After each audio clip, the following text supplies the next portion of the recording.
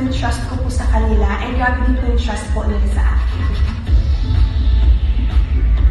Siguro po yung way of singing ko po. Kasi gusto ko din po magkaroon ako ng sarili ko pong tatak. Kapag pinalabas na po or pinarinig na po sa taong bayan yung music ko po, malalaman po agad nila na kanta po ito ni Carmen. Gusto ko po magkaroon ako ng sarili kong tatak. And of course, yung message din po ng song patungkol po sa akin.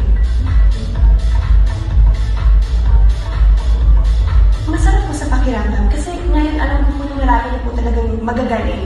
So ako po, I'm really honored and privileged po na kilalanin po or makilala po ng mga taong bayan po as diva daw po. Actually, ako hindi ko din po alam kung bakit diva, pero ginagawa ko lang po talaga lahat ng makakaya ko po sa mga performance ko po. Pero maraming salamat po sa lahat po ng tao na nakikita daw po akong diva. Salamat po. Nakakahiya po, pero yes, masarap po sa pakiramdam.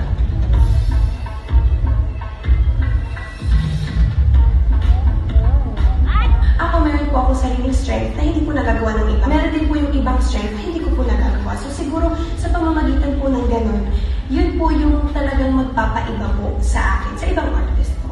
Proud po akong sabihin or i-share sa inyo na yung isa po sa characteristic ko po na masasabi ko po, iba din po ako sa ibang mga artist po, ay yung pagiging makajos ko po. Kasi sa pamamagitan po ng pag-serve ko po sa simbahan, salmista po kasi ako. So doon po talagang hindi lang po ako patungkol sa pag-perform. Like pag-perform po sa mga big events po.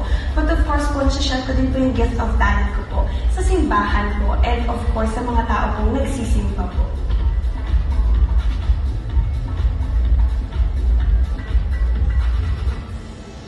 Go with the flow po ako. Kasi I know na meron akong plano sa akin si God and I believe na your future is already written. So ako po kung ano man po yung maibigay sa akin, opportunity or blessings po, talagang i-grab ko po. Ayoko din naman pong sayangin yung sa mga batang katulad ko po na nangangarap din pa. Actually hanggang ngayon nangangarap pa rin po talaga ako. So sabi ko lang po na just be yourself. And huwag niyo pong ibahin yung sarili niyo po. Kung sino po kayo, ipakilala niyo po yun. Kasi doon po talaga kayo masalang makikilala at masalang mamahalin po ng mga tao.